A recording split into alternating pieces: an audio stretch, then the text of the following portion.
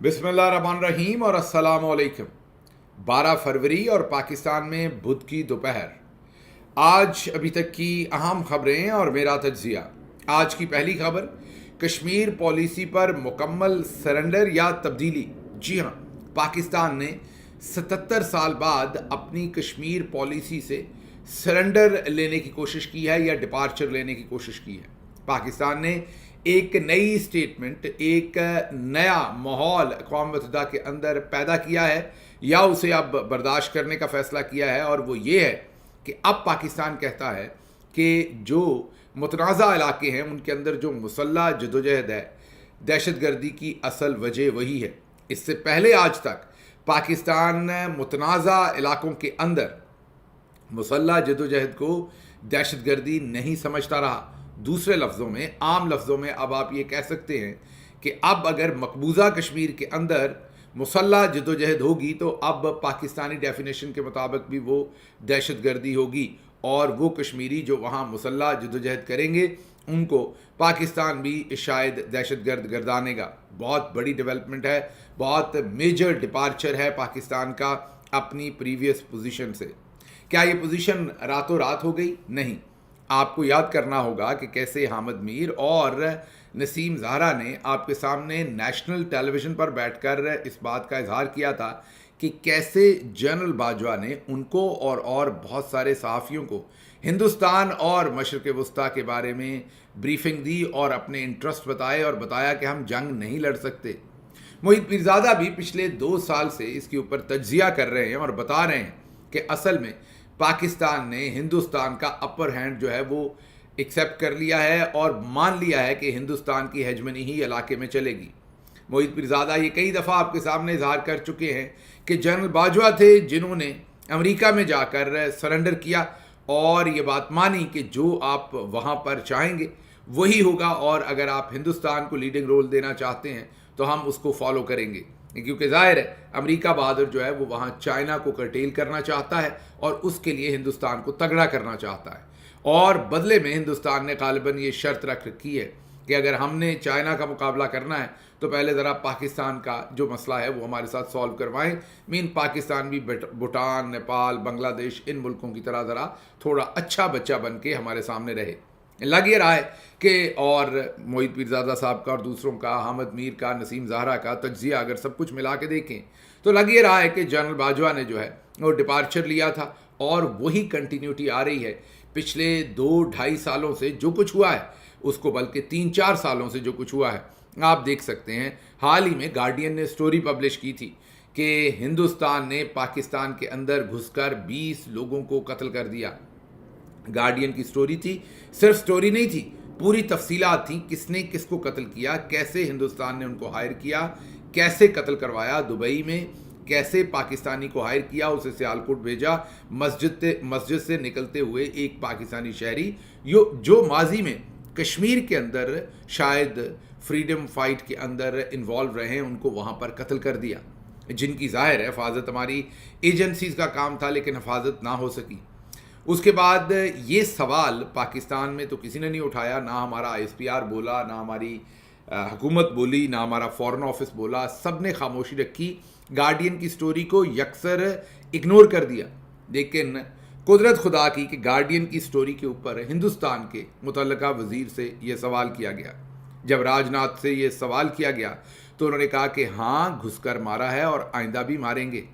और राजनाथ के ये कहने के बाद, मानने के बाद कि हाँ हमने 20 लोगों को मारा है, उनके मानने के बाद 2 दिन बाद आमिर सरफराज उर्फ तांबा को लाहौर में कत्ल कर दिया गया, घर में घुस के। हमने उस पर भी कोई स्टेटमेंट नहीं दी और हम बिल्कुल खामोश हैं। हिंदुस्तान के पूरे इस इलाके के अंदर उनके अपने इंटरेस्ट हों या हमसे जुड़ी हुई चीज़ें हों, हर जगह पर हम हिंदुस्तान को कहीं नाराज़ नहीं करना चाहते। कश्मीर में 370 का मामला हो या होने वाले हालिया इंतखाबात हों, हर चीज़ में हमारी तरफ से बिल्कुल अच्छा बच्चा बन के बिहेव करने का सिलसिला जो है वो जारी है। यहाँ तक कि हम तो उनके साथ तजारत करने के लिए भी पर तोलते रहते हैं, वो तो लगता है दूसरी तरफ से इतना ज़्यादा बेहतर रिएक्शन हमें अभी मिल नहीं रहा। नवाज शरीफ साहब ने हाल ही में, याद कीजिए, जब हिंदुस्तानी यहाँ पर جرنلسٹ آئے ہوئے تھے تو ان کے سامنے انہوں نے کس طریقے سے مودی صاحب کو پاکستان آنے کی گزارشیں بھی کیں، کرکٹ کی گزارشیں بھی کیں، وہ سب کچھ آپ کے سامنے ہے کہ اس وقت فوج اور نون لیگ ایک پیج پر ہے، اور وہ پیج یہ کہتا ہے کہ ہندوستان کے ساتھ معاملے ہر صورت ہر قیمت پر آگے بڑھانے ہیں، اس میں معاملہ جو بھی ہو، مطلب کہ اس میں ہماری پرانی پالیسیز سے ڈپارچر ہو یا ہمارا جو نیشنل انٹرسٹ ہے وہ پرانی جو ہماری پالیسی ہے اس کے حساب سے بھلے خراب ہو رہا، نئی پالیسی یہ ہے کہ ابھی خبر آئی ہے کہ ہندوستان ہمارا بھائی ہے، تو یہ پالیسی ہے جس کے اوپر اب ہم کاربند ہیں۔ اگلی خبر کی طرف چلتے ہیں۔ اگلی خبر ٹرانسپیرنسی انٹرنیشنل کی ہے۔ چودھری صاحب کی جو قابلیت ہے، چودھری نظام الدین صاحب کی، اس کے اوپر ٹرانسپیرنسی انٹرنیشنل نے اب رپورٹ جاری کی ہے۔ 2 سال پہلے، جی ہاں 2023 میں پاکستان دنیا کے کرپٹ ترین ملکوں کے اندر 133ویں نمبر پر تھا، 133، جی ہاں 133 جو رینکنگ تھی پاکستان کی۔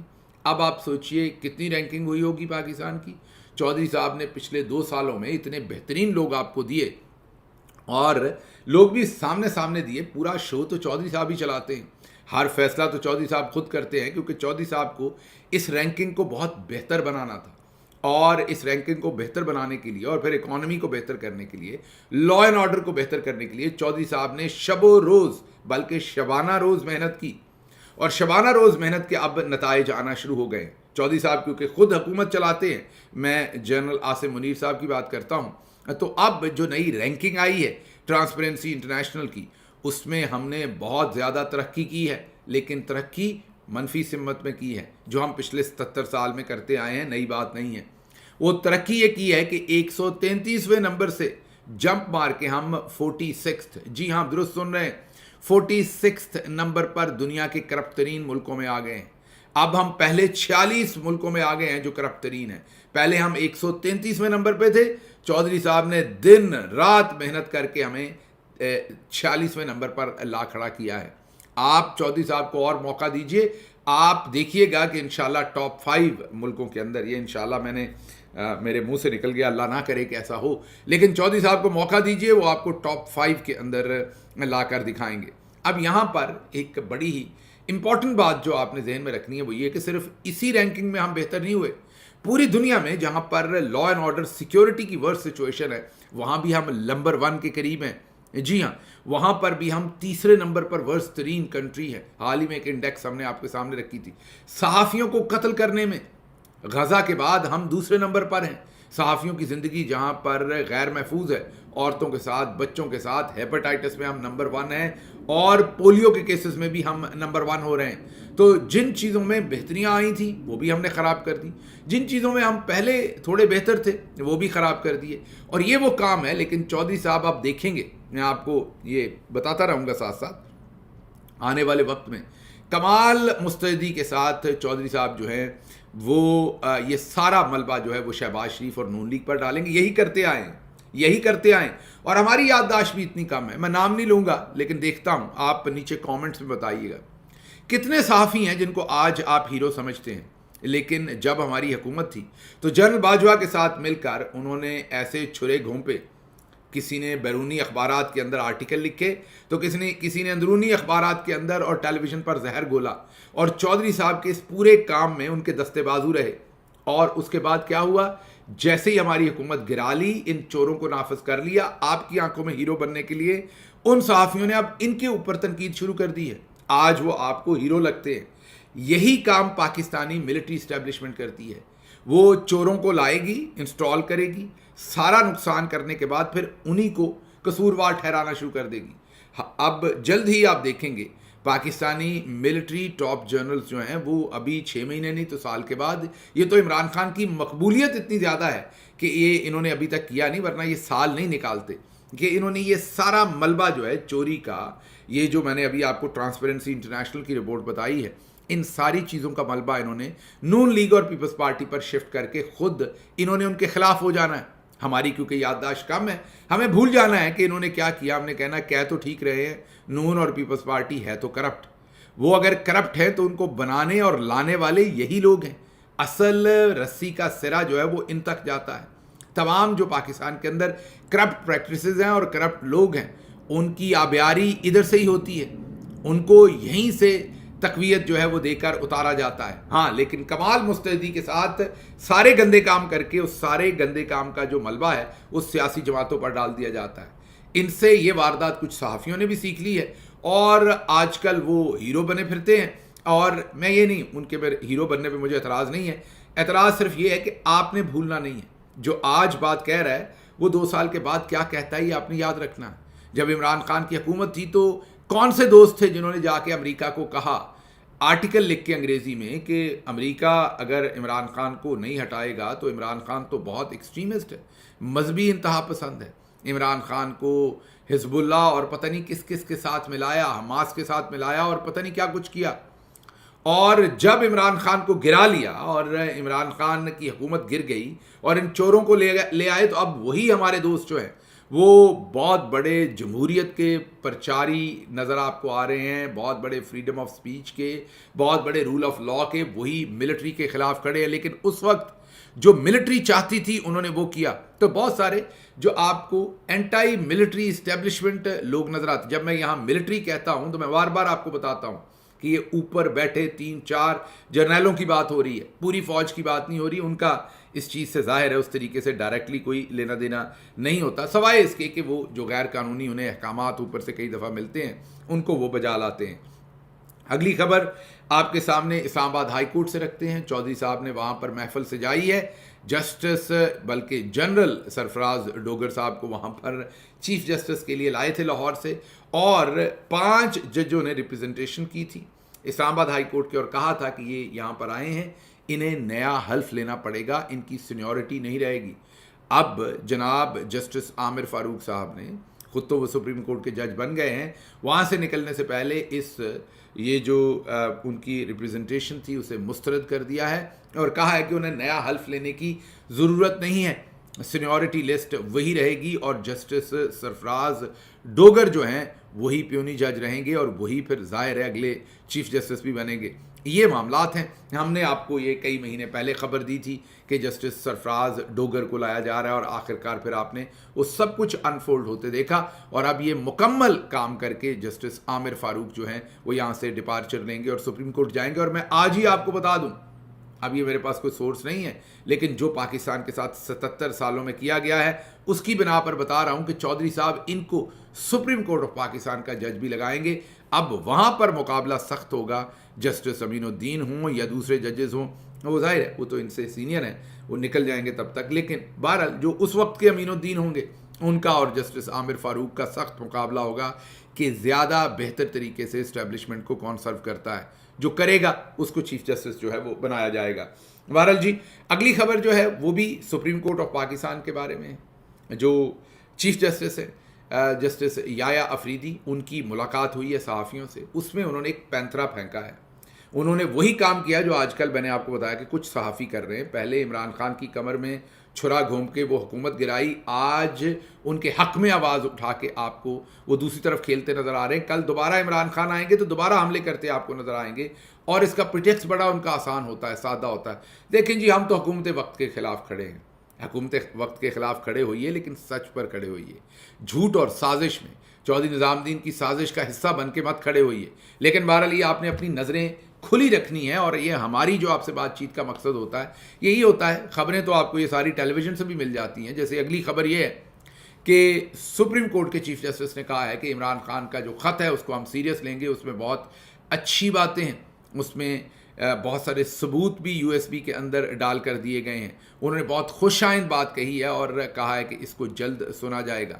اب دیکھنے میں یہ دیکھیے خبر کتنی اچھی ہے. اب آپ ٹیلی ویژن پر یہ خبر لیں گے یا کچھ دوستوں کا تجزیہ لیں گے تو آپ کو یہی لگے گا کہ مثبت سمت کام چل پڑا. اور کچھ دوستوں آپ کو یہ بھی بتائیں گے کہ آئی ایم ایف کا وفد کیوں کہ چیف جسٹس سے ملا تو اس لیے یہ چینج آف ہارٹ ہے. بالکل ایسا نہیں ہے، لفاظی ہے، کچھ نہیں ہے اس کے اندر.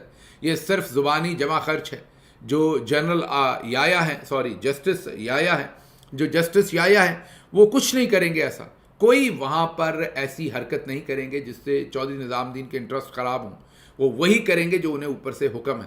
اب آپ ان ججز کو صوبیدار میجر ہی کہہ لیں تو بہتر ہے، بلکہ میرے منہ سے جنرل یایا نکل گیا. کہاں جنرل اور کہاں پر ہمارے یہ بیچارے معصوم ججز، تو اس لیے میرا خیال اس طرف نہیں جاتے. لیکن مختصر بات یہ ہے کہ یہ صرف آپ کو خوش رکھنے کے لیے ایسا منورنجن بیچا جاتا ہے، چند دن کے بعد یہ بھول جایا جائے گا. رہی بات IMF کے وفد کی، تو ان کی بالکل ملاقات ہوئی ہے. انہوں نے ان سے سوالات بھی پوچھے ہیں، تمام سوالات پوچھے ہیں کہ آپ ججز کو اپوائنٹ کیسے کرتے ہیں، آپ یہ سارا کام کیسے کر رہے ہیں 26ویں آئینی ترمیم پر، اور بہت ساری چیزیں.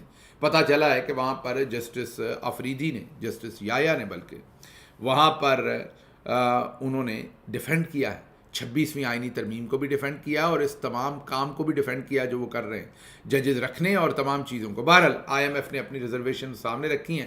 لیکن یہاں آپ کو یاد کرواتا چلوں کہ جب IMF نے ایک دفعہ کنڈیشن رکھی تھی کہ حکومتیں جو ہیں وہ اسٹیٹ بینک کو ابیوز کرتی ہیں اور پالیسیز اپنی مرضی کی بنواتی ہیں جس سے خزانے کو نقصان ہوتا ہے، تو اسٹیٹ بینک جیسے بہت سارے ملکوں میں انڈیپینڈنٹ ہے، یہاں بھی انڈیپینڈنٹ اسے کیا جائے. تو ہماری حکومت کے دوران اسٹیٹ بینک کو انڈیپینڈنٹ کیا گیا تھا. تمام صحافیوں نے اسے غداری اور پتہ نہیں کیا کچھ کہہ دیا تھا کہ IMF کے سامنے بیچ دیا. آج وہ IMF جو ہے وہ عدالتی نظام چیک کر رہا ہے. آج وہ IMF جو ہے وہ ہر ملک کی چیز چیک کر رہا ہے، ڈائریکٹلی آرمی چیف سے لے کے چیف جسٹس سے مل رہا ہے. لیکن آج تمام وہ لفافے خاموش ہیں. آج وہ تمام ہیرو جو آج آپ کو مثبت سمت کھڑے رپورٹنگ کرتے نظر آ رہے ہیں، تب وہ بھی IMF کے معاملے کے اوپر عمران خان کی حکومت کے اوپر سخت تنقید کرتے ہوئے نظر آتے تھے. تو IMF کا معاملہ لیٹس سی کیا ہوتا ہے، فنگرز کراس. اور جو جسٹس یایا کا معاملہ ہے کہ انہوں نے کہا کہ عمران خان کی درخواست میں بہت کچھ ہے، اس کو دیکھتے ہیں. اس کے اوپر میں زیادہ امید نہیں لگاؤں گا. میں یہی آپ کو کہوں گا کہ یہ زبانی جمع خرچ ہے. اگلی خبر اسلام آباد ہائی کورٹ سے، جہاں سے جسٹس کیانی نے کہا ہے کہ پارلیمنٹ تو سارے ادارے تو تباہ ہو گئے، یہ باقی سب کچھ جو ہو رہا ہے یہ زبانی جمع خرچ ہے. اور اسپیکر ایاز صادق نے اس کے اوپر بہت جسٹس کیانی نے کہا کہ ادارے سب تباہ ہو گئے، پارلیمنٹ تباہ کر دی ہے، عدلیہ تباہ کر دی ہے، جو ہو رہا ہے ملک میں. انہوں نے کہا اس پر اسپیکر ایاز صادق صاحب کی جو شرم حیا ہے اس نے انگڑائی لی ہے، وہ سو کے اٹھ گئی ہے. بال اس کے گیلے تھے، جو شرم تھی اس کے بال گیلے تھے، حیا جو تھی وہ دوپٹے کے بغیر تھی. انہوں نے بلو ڈرائر سے اپنے بال ڈرائی کیے، پھر دوپٹہ لیا. ایاز صادق صاحب کی شرم اور حیا نے اور پھر یہ بیان داغا کہ یہ کسی صورت قابل قبول نہیں ہے، یہ جج صاحب کا پارلیمنٹ کے اوپر حملہ ہے. یہ وہی ایاز صادق صاحب ہیں جن کی شرم اور حیا اس وقت سوئی رہ گئی جب نمبر آف پارلیمنٹس کو نقاب پوش لوگ پارلیمنٹ کے اندر گھس کر اٹھا کر لے گئے. تب یہی ایاز صادق تھے. لیکن ایاز صادق کہیں گے کیا میں نے یہ انوکھا کام کیا ہے؟ گارڈین سٹوری دے رہا ہے کہ ہندوستان نے 20 بندے آ کے مار دیے، ہم نے اس پر جواب نہیں دے دیا. تو اگر اسمبلی کے اندر بندے آ گئے اور اٹھا کے لے گئے MNAs کو تو پھر کون سا بات ہوگی؟ یہ متوقع جواب ہونا ہے. اس لیے کیونکہ ہمیں پتہ ہے متوقع کیا جواب ہونا ہے، خواہ مخواہ ہم اس کے اوپر ایاز صادق صاحب کو کرٹیسائز نہیں کریں گے. وجہ یہ ہے کہ انہیں کرنل صاحب نے لکھ کے دیا تھا کہ آپ نے یہ بیان دینا ہے، کیونکہ جسٹس کیانی بہت برا لگتا ہے کرنل صاحب کو، اور انہوں نے یہ بیان دے دیا. ورنہ ایاز صادق کو اس سے بیچارے کو کیا لینا دینا کہ پارلیمنٹ کی عزت رہتی ہے یا نہیں رہتی، اس سے ان کا معاملہ جو ہے وہ ہے نہیں. اس کے ساتھ ہی مجھے یہاں سے اجازت دیجیے. اللہ آپ کا حامی و ناصر ہو. پاکستان زندہ باد.